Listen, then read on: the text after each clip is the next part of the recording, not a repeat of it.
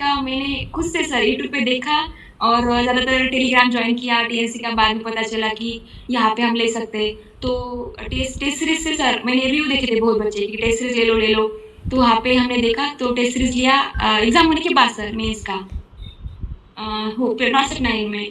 तो वो लिया और बाद में बैच लॉन्च हुआ सर, वो वहाँ पे बहुत खुश हुई थी क्योंकि मेरा उतना क्लियर नहीं था सर टॉपिक एडवांस में।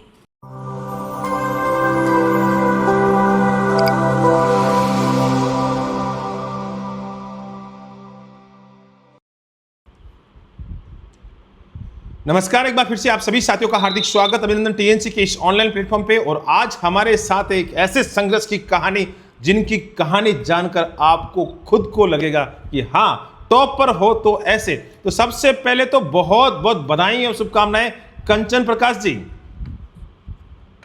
Thank you sir. कैसा लग रहा है? एक बहुत बड़ा अचीवमेंट आपने हासिल किया है, 77 रैंक। सर बहुत अच्छा लग रहा है, मतलब अच्छा मतलब बहुत अच्छा। वो आपके चेहरे की खुशी बता रही है कि हाँ, 77 रैंक लाना एक बहुत ही बड़ा मुकाम है और वो आपके चेहरे पे बिल्कुल झलक रही है। आज हम आपसे जानने की कोशिश करेंगे कि ये रैंक लाने में कितना संघर्ष करना पड़ता है, कितनी मेहनत करनी पड़ती है। हर एक एस्पिरेंट जानना चाहेगा कि इसके पीछे क्या क्या स्ट्रेटजी रही है। तो आज हम लोग आपसे सारी चीज़ें जानने की कोशिश करेंगे। इस इंटरव्यू की जो शुरुआत करने वाले हैं आपके अपने इंट्रोडक्शन से। सर मेरा नाम पूरा कांचन प्रकाश यादव है और मैं महाराष्ट्र से बिलोंग करती हूँ और मेरी डिस्ट्रिक्ट है बुल्ढाना। ओके, बुल्ढाना महाराष्ट्र से आप आते हैं। कौन से कॉलेज से आप पास आउट हैं और साथ ही साथ कौन से ईयर में पास आउट हैं आप? सर मेरा कॉलेज हम मतलब एक डिस्ट्रिक्ट है हिंगोली, वहाँ पे मावली नर्सिंग कॉलेज नाम है और मैं ईयर अभी 2024 टू 2025 में पास आउट हुई। 2025 में आप पास आउट हैं और इस बार नॉर्थ सेट में आप 77 रैंक लेके आए हैं। ये एक बहुत बड़ी मेहनत का नतीजा है और ये मेहनत जब आपके सामने यहाँ पे नज़र आती है, चेहरे पे नज़र आती है कि हाँ, बच्चे ने कितनी मेहनत की होगी और एक बहुत बड़ी रैंक को हासिल किया है। सैल्यूट है आपके स्ट्रगल को, सैल्यूट है आपकी मेहनत को कि जो इतनी अच्छी रैंक लेके आए। आज मैं जानना चाहता हूँ कि ये नॉर्थ सेट का सपना कैसे कैसे दिल में आया कि हाँ, मुझे नॉर्थ सेट की तैयारी करनी चाहिए, और उसके लिए आपने क्या स्ट्रेटजी बनाई, कब से पढ़ना शुरू कर दिया? सर मैं जब मेरी एग्ज़ाम हुई थी 4th ईयर की तो मैंने 2025 से ही स्टार्ट कर दिया था। बट सर ऐसा पता नहीं था कि नॉर्थ सेट मतलब सुना था नॉर्थ सेट होती है एग्ज़ाम। ऐसे सर मतलब डर बैठा था मन में कि नॉर्थ सेट बहुत मतलब बोलते हैं उसको डिफ़िकल्ट एग्ज़ाम है, हमसे नहीं हो पाएगी। किसी ने दिया नहीं था हमारे कॉलेज में भी, कॉलेज इतना मतलब प्राइवेट था इसकी वजह से। तो मैंने ऐसे गवर्नमेंट पर स्टेट लेवल की स्टार्ट कर दी थी मतलब पढ़ाई के लिए। ओके। तो तब से स्टार्ट किया से 2000 मतलब जनवरी से पिछले साल। बहुत गजब की बात है ना। हर बच्चा एक बात बोलता है कि नॉर्थ सेट का एग्जाम बहुत टफेस्ट होता है। हर बच्चे के मन में, जो प्राइवेट कॉलेज में पढ़ रहा है या नर्सिंग हाँ। कोई भी बच्चा कर रहा है ना, जिस बच्चे को लगता है कि यार, जो बच्चा अगर चाहे जीएनएम का हो, चाहे वो 2 साल काम भी कर चुका हो, चाहे बीएससी का पहली बार में पास आउट हुआ हो, उस बच्चे के मन में कहीं ना कहीं एक डर रहता है कि यार, ये नॉर्थ सेट हाँ। कौन सी चिड़िया है, इतनी खतरनाक चिड़िया जिसको पार करना मुश्किल हो जाता है। और हर बच्चे को ऐसा लगता है कि ये सबसे टफेस्ट एग्जाम है। जैसा कि मैं हमेशा बच्चों के साथ देखता हूँ, तो बच्चा आके बोलता है कि मुझे तो यार स्टेट गवर्नमेंट की तैयारी करो। फिर मैं उससे बात करता हूँ कि तुम नॉर्थ सेट की तैयारी काहे नहीं करते? बोला सर बहुत टफेस्ट एग्जाम है, इतना डर है। और आज आपके सामने कंचन एक एग्जाम्पल है कि ये कोई इतना बड़ा एग्जाम नहीं है, और कंचन खुद बताएगी कि हाँ, इसने किस प्रकार से तैयारी शुरू कर दी। फिर कंचन, आपने इस एग्जाम को लगा कि ये तो कोई बड़ा एग्जाम नहीं है, इसको पढ़ना तो चाहिए। फिर आपने पढ़ना शुरू किया और टीएनसी के साथ आप किस प्रकार से जुड़े, और थोड़ी सी अपनी जर्नी के बारे में बताएं।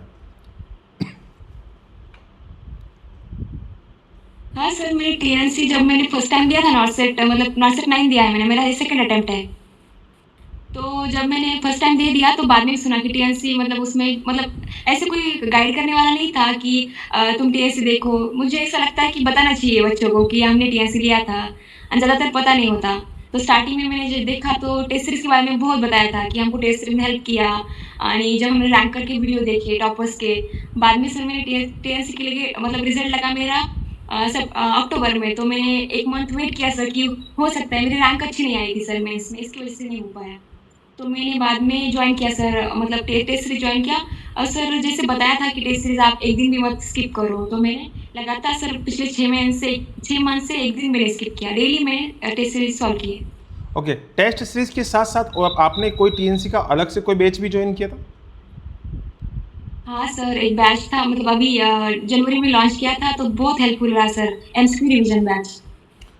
मैं सारे बच्चों को ये बता देना चाहता हूँ कि टीएनसी ने बिल्कुल हर बच्चों को टेस्ट सीरीज के बारे में पता है कि टीएनसी टेस्ट सीरीज तो बेस्ट देती देती, लेकिन हमने अभी एक नया मुकाम और चालू किया है जिसमें हमने theory course advance live unique batch start किया है, जो कि इंडिया का नंबर 1 बैच होने वाला है। और साथ ही साथ सबसे बड़ी बात, जो हमने इस बार एक बहुत ज़बरदस्त रिवीजन बैच लॉन्च किया है, उसका बच्चा आज हमारे साथ में है। तो मैं आपसे जानना चाहता हूँ, जो आपने रिवीजन बैच ज्वाइन किया था, क्योंकि टेस्ट सीरीज के सवाल तो मैं सबसे पूछता हूँ, मैं आज रिवीजन बैच के बारे में आपसे जानना चाहता हूँ, कैसा लगा और उसकी क्वालिटी के बारे में आपका क्या विचार है? सर मतलब ऐसा लगा कि आपका जो बेसिक क्लियर हुआ हो ना, तो रिवीजन बैच में बहुत हेल्पफुल रहा। उसमें नॉट ओनली एमसीक्यू, मतलब एमसीक्यू वहाँ तक लिमिट नहीं था। सर ने वहाँ पे पूरा रिवीजन किया, मतलब पूरा एक टॉपिक आया ना, तो उसने उस टॉपिक के सर ने, मतलब हमने ओबीजीवाई देखा, कम्युनिटी हेल्थ नर्सिंग देखा, फाउंडेशन देखा, तो उन्होंने पूरा टॉपिक कवर कर लिया वहाँ पे। तो बहुत मतलब एमसीक्यू तो हो रहा था, उसके साथ टॉपिक भी क्लियर हो रहे थे, तो बहुत हेल्पफुल रहा। एग्जाम से पहले बहुत ज़बरदस्त जरूरी होता है रिवीजन, और वो टीएनसी की टीम ने high yield MCQ revision batch के जरिए आज जो जितने भी हमने इंटरव्यू किए हैं, उसमें से बहुत सारे बच्चे, और AIR 1 जो इस नॉर्थ सेट में आया, उस बच्चे ने भी उस वीडियो एमसीक्यू बैच और रिवीजन बैच को कंप्लीट किया था। तो कहीं ना कहीं ये बैच बहुत ज़बरदस्त साबित हो रहा है। और जो बच्चे इस समय रिपीटेटर्स हैं, जिनकी प्रीलिम्स निकल चुका है, मेंस में नहीं निकल रहे, वो मैं हर बच्चे को रिकमेंडेड भी करना चाहता हूँ कि ये इससे बड़ा कुछ और नहीं हो सकता। बहुत ज़बरदस्त बैच है और इस बैच के अंदर एक बहुत बड़ा आउटकम निकलने वाला है। अब मैं बेटा एक बात पूछना चाहता हूँ, वो आपको बहुत बच्चे जानना चाहते हैं कि आपने कितने घंटे पढ़ाई की? सर मैंने मतलब लैब थी मेरी, तो मैंने सुबह से 8 बजे से रात के 10 बजे तक डेली था। उसमें एक 12 बजे से 1 बजे तक ब्रेक था सुबह का, मतलब दोपहर का, और शाम 6 से 7 बजे तक बाकी मैंने पढ़ाई की। तो मैं आज हर एक बच्चे को ये बता देना चाहता हूँ कि जो बच्चा सोचता है ना कि रैंकर्स ऐसे ही बन जाते हैं, रैंकर्स ऐसे नहीं बनते। रैंकर्स बनने के लिए आज एक एग्जाम्पल है कंचन आपके सामने, और इतनी ज़बरदस्त मेहनत सुबह से लेकर शाम तक लाइब्रेरी में बिताना और हर पल उस नॉर्थ सेट के बारे में सोचना, वो आज आपके सामने है। कंचन, में एक चीज़ और जानना चाहता हूँ कि आप उस जगह से निकल के आ रहे हैं जहाँ पे आपको कोई गाइडेंस नहीं है, तो वो गाइडेंस नहीं होता तो बच्चा कहीं ना कहीं भटक जाता है। तो वो गाइडेंस कैसे मिला आपको कि भाई कैसे कंसिस्टेंसी बना के रखनी है, कैसी सारी चीज़ें करनी है? क्योंकि बहुत सारे बच्चे विदाउट गाइडेंस कहीं ना कहीं फेलियर हो जाते हैं। तो गाइडेंस कहाँ से मिला आपको? सर गाइडेंस मतलब स्टार्टिंग में पता नहीं था, तो ऐसे ही ले लिया था किसी से बैच, तो वहाँ से मतलब मेरी मिस्टेक हुई सर।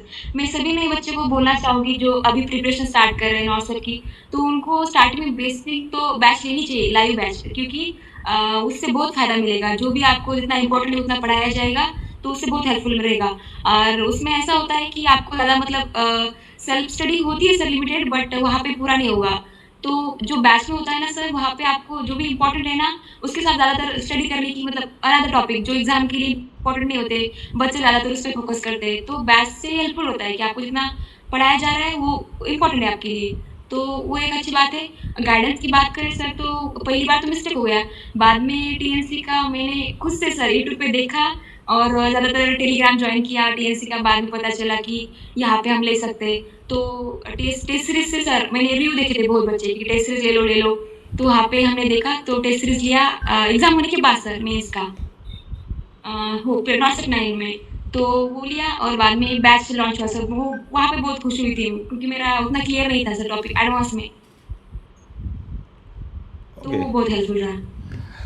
आज एक बच्चा अपनी कहानी बता रहा है और मैं हर बच्चे को ये चीज़ बताना चाहता हूँ कि सबसे पहले गाइडेंस का बहुत बड़ा रोल होता है। बहुत सारे बच्चे, जैसे कि आपने हाँ बताया कि सर। सर मैंने एक ऐसी जगह से अपने आप को धकेल दिया था जहाँ से मुझे फिर वापस से बाहर आने में समय लगा, जहाँ से मुझे पढ़ने के बाद लगा कि हाँ। मैंने कहीं ना कहीं गलती कर दी है। और बहुत अच्छी बात है, उस गलती को आपने वापस से रिकवर जो किया, वो एडवांस जो हमारा high yield MCQ revision batch को आपने ज्वाइन किया, उसमें आपने बहुत सारे रिवीजन किए, टीएनसी के साथ आपने मेहनत की और टेस्ट लगातार लगाए, जिससे आपने टाइम पे अपनी गलती को रिकवर किया। मैं ये बताना चाहता हूँ कि बहुत सारे बच्चों को पता नहीं होता कि क्या होता है, क्या आज के एग्ज़ाम में पूछा जाता है। आजकल नॉर्सेट अपडेटेड नॉलेज पूछता है, नॉर्सेट बहुत सारी चीज़ें निकाल के लेके आता है जो कि कहीं ना कहीं बहुत सारे कोर्स के अंदर मिसिंग है, जिसकी वजह से बच्चा लैक ऑफ रह जाता है, पीछे रह जाता है, उसकी रैंक नहीं आ पाती। और बहुत सारे बच्चे मुझे हमेशा पूछते हैं कि सर मैं प्री निकाल लेता हूँ, मेंस क्यों निकाल। अरे भैया, मेंस कहाँ से निकलेगा, क्योंकि आपके पास अपडेटेड कंटेंट नहीं हो पाता है, जिसकी वजह से वो पीछे रह जाता है। माइनस मार्किंग एक बहुत बड़ा फैक्टर रहता है बेटा। माइनस मार्किंग कहीं ना कहीं हर बच्चे को ले डूबता है। तो आपने आपको कैसे बचाया? सर माइनस मार्किंग, हाँ सर, मेरा नॉट सेट 9 उसकी वजह से गया है। तो आपको अगर माइनस मार्किंग मतलब कम करनी है, और उसकी वजह से सर बच्चों का वही है एक मतलब सैड कि आप रह जाते हो, आपकी रैंक अच्छी नहीं आती। तो टेस्ट सीरीज सबसे हेल्पफुल सर। मतलब मैं बताती हूँ कि मेरा नॉट सेट 9 में उसकी वजह से माइनस हुई थी मेरा 38 समथिंग इज 13 मार्क कटे थे सर मेरे नॉट सेट 9 में। तो उसकी वजह से क्या किया मैंने, ये टेस्ट सीरीज सर हेल्पफुल रही उसकी वजह से। तो मैंने डेली टेस्ट सीरीज ज्वाइन मतलब सॉल्व की, not sir only for solve. मैंने उसमें जितने भी मेरे गलत हुए रैशनल लिखा, मैंने नोटबुक की थी सर, मेरी 2 नोटबुक हुई उसमें। तो मैंने वो रोज रैशनल लिखना और सॉल्व करने के बाद में एनालिसिस करना एंड डेली रिवाइज करना सर। ये मेरा एक जब तक मेरा मेंस का पेपर नहीं हुआ तब तक सर। गजब की बात है। तो आपको नेगेटिव मार्किंग करनी नेगेटिव मार्किंग कंट्रोल करने के लिए आपने प्रैक्टिस, मैं हर बच्चे को बोलता हूँ। है। बहुत बच्चे ये बोलते हैं कि सर मैंने हाँ पढ़ाई सर। तो बहुत कर ली, लेकिन मेरा क्या होगा। बच्चों की सबसे बड़ी मिस्टेक होती है, वो एक दिन टेस्ट देता है, 5 दिन तो छोड़ देता है। जो बच्चा, जैसे यहाँ पे टॉपर्स आपके सामने, कि रोजाना टेस्ट देना है, और जब शुरुआत में जब टेस्ट देते हैं तो कहीं ना कहीं रैंक पीछे आती है। तो डरना नहीं है, लगातार मेहनत करते जाना, और मेहनत करते करते यहाँ तक पहुँच जाते हैं। टीएनसी के अंदर सबसे खराब रैंक और सबसे अच्छी रैंक कौन सी आई?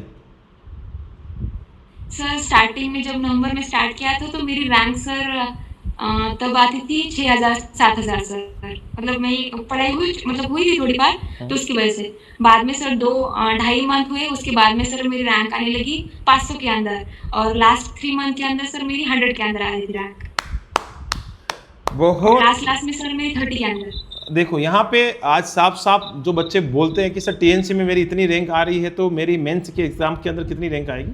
तो जो बच्चा, मैं यहाँ पे बोल रहा हूँ कि बहुत सारे बच्चों का ये प्रैक्टिकल एक्सपीरियंस रहा है। जो टीएनसी के अंदर अगर आप 1000 के अंदर अगर आप रैंक लेके आ जाते हैं, तो कहीं ना कहीं आप उस रेस के अंदर आ जाते हैं जहाँ पे आपको सिलेक्शंस का क्राइटेरिया आप फुलफिल कर पाते हैं। जो बच्चा लगातार मेहनत कर रहा है और सबसे बड़ी बात है गिव अप नहीं कर रहा है और लगातार चल रहा है और 1000 के अंदर रैंक लेके आ रहा है टीएनसी के अंदर, तो मैं दावे के साथ बोल सकता हूँ कि वो आने वाले समय में रैंकर्स बनेगा। और आज वो रैंकर्स हमारे सामने है। जो रैंक आपके सामने आई वो आज यहाँ पे अवेलेबल है। एक बच्चे का सवाल है कि मैं जब भी पढ़ने बैठता हूँ तो मेरे सामने रील आ जाती है, बार बार रीलें आ जाती है, तो मैं यूट्यूब का कंटेंट पढ़ते पढ़ते रील में खो जाता हूँ। टॉपर्स बताएं कि मैं क्या करूँ? सर मतलब आपको अगर करना ही है तो आपको एक पे फोकस करना पड़ेगा। एक तो आप वो देख लो, नहीं तो ये कर लो, दोनों में से एक बात है। तो रील्स की बात हुई तो आपका मोटिवेशन होना चाहिए खुद के अंदर। आपके माँ बाप को देख लो, आपका मोटिवेशन हो जाएगा, किसी की जरूरत नहीं पड़ेगी, ना रील्स की ना किसी की। पढ़ाई में सर कंसिस्टेंसी बहुत मैटर करती है। एक ही बात बोलूँगी, कंसिस्टेंसी। एंड आपको पढ़ाई तो करनी पड़ेगी। सीधी सी बात है, अगर आपको सिलेक्शन लेना है तो अपने माता पिता को देखना पड़ेगा, उनके चेहरे को देखना पड़ेगा। सबसे इंपॉर्टेंट बात जो मैं हर बच्चे को बार बार बताता हूँ, consistency is the key to success. मैं नर्सिंग के अंदर इतना बड़ा कंपटीशन नहीं है अभी।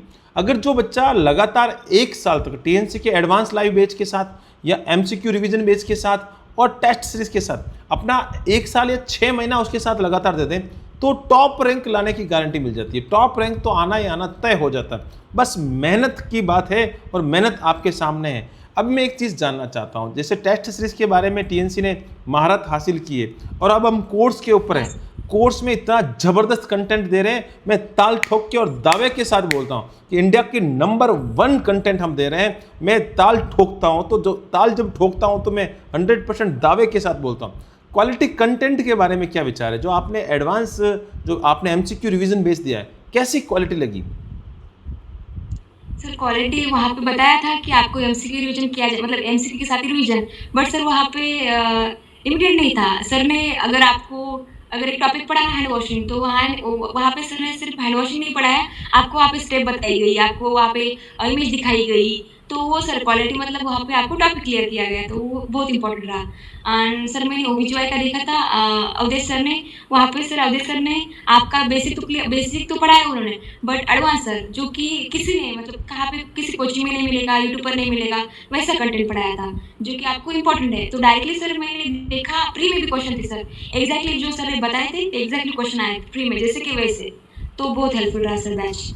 करेक्ट, बिल्कुल एक बात है। और मैं आज हर बच्चे को इस बैच के माध्यम से, क्योंकि कंटेंट बहुत सारा पढ़ा देना कोई बड़ी बात नहीं होती। बहुत सारी कोचिंग ऐसी ऐसी देखी है जो वहाँ पे पूरा कंटेंट आपको परोस दिया जाता है, लेकिन टीएनसी के अंदर सबसे मोस्ट इंपॉर्टेंट बात यह होती है कि क्या कंटेंट बच्चों तक जाना चाहिए, एग्जामिनर क्या पूछता है, और उस कंटेंट को बच्चों तक पहुंचाना सबसे बड़ी बात होती है। और गजब की बात आपने बोली कि सर एक क्वेश्चन को सोल्व नहीं करवाया जाए, कंटेंट को नहीं, उसके अगल बगल के जितने भी क्वालिटी कंटेंट को बच्चों को दिया जाता है कि भाई इसमें से नहीं तो इसमें से क्वेश्चन आएगा, इसमें से नहीं तो इसमें से आएगा, और वो चीज़ आपने यहाँ पे कंप्लीट की है। सबसे बड़ी बात, जब आप एग्ज़ाम देने गए थे और इस बार आप प्री का एग्ज़ाम दे के आए, तो प्री में क्या स्कोर रहा और मेंस में क्या स्कोर रहा? सर मेरा प्री का स्कोर था 99 पॉइंट आगे सर 87 समथिंग था, और मेंस का स्कोर आया था 79.792%। कितने सही और कितने गलत? सर मेरा प्री का गलत था 17 क्वेश्चन थे सर, और मेंस में गलत हुए 22। ओके, 17 और 22 वो जो हर बच्चों के गलत होते हैं वो आपके भी गलत हुए हैं, कोई इतनी बड़ी बात नहीं है। मैं बताना चाहूँगा, आपके पास लास्ट के टाइम में टीएनसी का कोई रिपोर्ट कार्ड आपके पास आया था? हाँ सर आया था, वो बहुत हेल्प, मतलब सर वहाँ पे आपको एक क्या बोलते सर उसको, मतलब एक मोटिवेशन की तरह काम किया सर उसने, मतलब आप कर सकते हो ऐसा, मतलब फीलिंग आया कि मतलब सब ग्रीन में था सर, और एक अच्छा लगा कि हम कर सकते हैं। सर टेस्ट सीरीज में जब वो डेली का आता था ना कि आपकी रैंक कितनी आई, तो उससे लगता था कि आप आज आपकी अगर 16 आई है तो कल आपकी 12 आ सकती है, तो उससे एक मोटिवेशन मिलता था कि मैं आज फिर से अच्छे से करूँ ऐसा। ओके, सीक्रेट वेबिनार भी आपने ज्वाइन किया था? हाँ सर वो भी किए थे मैंने, मतलब एग्जाम से पहले 2 दिन था मेंस का, पहले मेंस के टाइम पे, और प्री के टाइम पे सर 2-3 दिन पहले था, तो वो भी बहुत हेल्पफुल रहा। वहाँ पे आपको बताया गया कि कितने क्वेश्चन अटेम्प्ट करने चाहिए और कितने नहीं करने चाहिए, आपका माहौल कैसा होना चाहिए, आपका एंजाइटी लेवल कैसा होना चाहिए, आपको एग्जाम सेंटर पे कब जाना चाहिए, वो भी बहुत हेल्पफुल रहा सर। सबसे बड़ी बात वो हर बच्चे का, मैं ये हम लोग सीक्रेट वेबिनार करते हैं हर एग्ज़ाम से पहले, एक बिल्कुल रहस्यमय होता है ये, तो उन बच्चों के लिए प्रोवाइड किया जाता है वो टीएनसी के साथ जो लगातार बच्चे चलते हैं। और ये वेबिनार उन क्योंकि बच्चों को गाइडेंस नहीं होता, बहुत सारे बच्चे जैसे आप जिस परिवार से आते हैं, आपके पिताजी किसान हैं, आपके घर के अंदर कोई जॉब वाला नहीं है और माताजी हाउसवाइफ है, तो ये सारी चीज़ें बच्चों को नहीं पता होता है, जो बच्चा पहली बार एग्ज़ाम दे रहा होता है। तो वहाँ पे एक वेबिनार हम लोग जो करते हैं, उस वेबिनार के अंदर हर एक चीज़ उसके अंदर बताते हैं कि भाई किस प्रकार से पढ़ना, किस प्रकार से पेपर देना, किस प्रकार से कौन सी गलती नहीं करना, क्योंकि हर एक गलती भारी पड़ती है। बहुत सारे बच्चे जो पढ़ते हैं लेकिन एक गलती करके आ जाते हैं और उनका पेपर छूट जाता है, वो बच्चा आके बोलता है सर मैंने ये गलती, काश मुझे ये गलती पहले पता होती तो मैं उसको निकाल लेता। तो वो काश वैसी वाली बात हम लोग वहाँ पे ख़त्म कर देते हैं और बच्चा वहाँ पे रैंक लेके आता है, और उसमें से आप एक और है। मैं एक चीज़ और जानना चाहता हूँ, PYQ का क्या रोल है, प्रीवियस ईयर क्वेश्चंस का क्या रोल है इस नोट सेट के अंदर? हाँ सर वो भी बहुत हेल्पफुल रहा, मतलब वहाँ से आपको आइडिया आ जाती है कि एग्जाम में क्वेश्चन कैसे आएंगे, तो वहाँ पे आप मतलब टीएससी में मिल गया कि डायरेक्टली पता चल गया कि ऐसे क्वेश्चन आ सकते हो, और इजी लगे सर, टेस्ट सीरीज के डायरेक्टली थे, तो बहुत मतलब अच्छा, मतलब इम्पोर्टेंट रोल रहा सर एग्जाम में। हाँ, मैं इस वीडियो के माध्यम से भी बच्चों को सजेस्ट करना चाहता हूँ, PYQ नोट सेट 1 से लेके नोट सेट 9 तक, या जो 10 अभी हो गया, वो सारे जितने भी PYQ है हमने नोट सेट के फ्री ऑफ कॉस्ट डाल रखे हैं। वो टीएनसी के जो हमारा एप्लीकेशन है उसको डाउनलोड कर सकता है और फ्री ऑफ कॉस्ट प्रैक्टिस कर सकता है। दूसरी बात, 2009 से लेके आज तक के जितने भी जो एग्ज़ाम हुए हैं, प्रीवियस ईयर के एग्ज़ाम हुए हैं, सिर्फ 100 रुपीज़ के अंदर लगभग 150 से ज़्यादा पेपर वहाँ पे अवेलेबल है, 100 रुपये की कॉस्ट में, जो आज की डेट में कुछ भी नहीं है, क्योंकि वो बच्चों को प्रैक्टिस करने की इंपॉर्टेंस समझ में आती है कि हाँ क्या चीज़ है। कौन सा सब्जेक्ट आपका सबसे अच्छा था और कौन सा सब्जेक्ट सबसे वीक? सब्जेक्ट की बात करूँ तो मुझे सभी सब्जेक्ट स्टार्टिंग से, सब जब बीएससी लिया था तभी से सब इम्पोर्टेंट लगते थे और अच्छे भी लगते थे। बट सर जब हम स्टडी करने लगे तो अगर परसेंटेज की बात की, सबसे मतलब इम्पोर्टेंट तो ओबीजीवाई लगा था, कम्युनिटी लगा था, जहाँ पे हमको ज़्यादा फोकस करना पड़ेगा। बट क्वेश्चन के अकॉर्डिंग देखिए सर, मेंस के तो वहाँ पे आपका सभी इक्वल मिल रहे थे कि ओबीजीवाई साइकेट्रिक हुआ तो वो अच्छे, मतलब ज़्यादा स्टडी करना पड़ा, अच्छा लगा, इम्पोर्टेंट थे। चलो, बहुत अच्छी बात है और बहुत अच्छा लगा, बहुत अच्छा आपने इंटरव्यू दिया है। और मेरा समय जो आपके लिए मैंने फिक्स निर्धारित किया था, वो समय भी अब अंतिम आगे की ओर बढ़ रहा है कि भाई इस इंटरव्यू को लास्ट तक बहुत सारे बच्चे चाह रहे होंगे कि सर आप इतने अच्छे अच्छे क्वेश्चन पूछ रहे हैं तो और भी पूछा जाए, लेकिन एक समय निर्धारित है। लास्ट में मेरा एक सवाल और सबसे इम्पोर्टेंट सवाल आपसे मैं पूछने जा रहा हूँ। बहुत सारे बच्चे जो कि किसान फैमिली से आते हैं, जैसे कि आप ही की तरह मिडिल फैमिली, जैसे मेरी तरह मिडिल फैमिली, वो बच्चा जानना चाहता है कि कंचन, आपको जिस प्रकार से टीएनसी ने आपको गाइडेंस किया, टीएनसी में आने से पहले आपने जो गलती की, आप कहीं और गलत जगह पे चले गए थे, अब आप हमें एक गाइडेंस दो कि हम किस प्रकार से आने वाले समय में आप ही की तरह एक टॉप रैंकर्स बने। सर टॉप रैंकर के लिए ऐसा ज़रूरी नहीं सर कि आपको 2 साल लगे, 3 साल लगे। आपकी कंसिस्टेंसी हो तो 6 मंथ में भी हो सकता है। एंड एक मोटिवेशन होना चाहिए अंदर, ना किसी से मतलब ज़्यादातर अवॉइड करें डिस्ट्रैक्शन, एंड पढ़ाई में ही आपको ज़्यादातर टाइम देना है। एटलीस्ट आपका 8 से, हाँ 10 आवर्स तो होना चाहिए डेली का। एक दिन भी आप स्किप नहीं कर सकते। अगर आपने एक दिन स्किप किया तो आपको 2 दिन पीछे ले जा सकता है। तो इसके लिए एक कंसिस्टेंसी मैटर कर सकती है सर पढ़ाई में, बाकी कुछ नहीं कहूँगी। और गजब। अंदर से आना चाहिए कि फीलिंग से, हाँ मेरे को करना है सर। मैनिफेस्ट की बात की थी अभी सर ने, तो वो भी किया था सर मेरे ट्राई, तो मुझे लगता है उसमें भी बहुत इंपॉर्टेंट रोल प्ले किया। बिल्कुल, और सही बात आपने बताई है कि सबसे इम्पोर्टेंट इन्होंने जो तवज्जो दी है वो कंसिस्टेंसी को दी है। जो बच्चा जैसे कि 2-3 साल लगातार नहीं, 2-3 साल की ज़रूरत नहीं है, सिर्फ 6 महीने के अंदर आप टीएनसी के साथ अगर लगातार मेहनत करते हैं, मैनिफेस्टेशन करते हैं, टीएनसी के एडवांस लाइव बैच के साथ अगर चलते हैं, आप एमसीक्यू रिवीजन बैच के साथ चलते हैं, टेस्ट सीरीज के साथ चलते हैं, तो ये 77 रैंक आसानी से हासिल की जा सकती है। और ये बच्चा आज आपके सामने एग्जाम्पल है।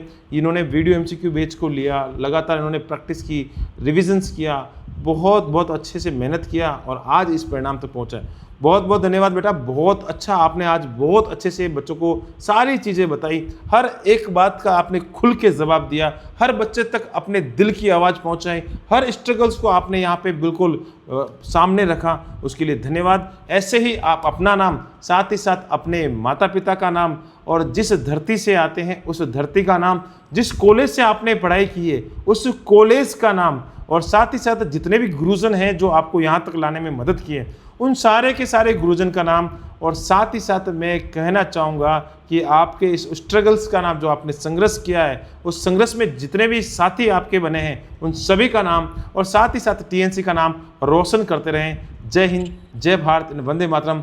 थैंक यू सो मच और सैल्यूट टू योर संघर्ष। बहुत बहुत धन्यवाद। Thank you so much. Thank you sir, thank you sir. बहुत अच्छा लगा सर आपसे बात करके, और मुझे भी लगता है सर अगर किसी ने मतलब टॉप किया हुआ, रैंकर्स में आए, तो वो भी गाइड करे सर प्रॉपर्ली बच्चों को, ना मिस गाइड हो। बच्चे को लगता है कि आपने यहाँ से कोचिंग किया, कोई सही से बता नहीं रहा, तो प्रॉपर गाइडेंस मिलना चाहिए सर सभी बच्चों को। Thank you so much, thank you so much. आपने बच्चों को सही गाइडेंस के लिए सजेस्ट किया कि भाई जो पहले आपने गलत जगह पे आपको लगा कि मैंने गलत जगह किया, फिर आपने सही जगह पे आके अपने आप को प्रमाणित करके बताया। बहुत बहुत धन्यवाद। Thank you so much.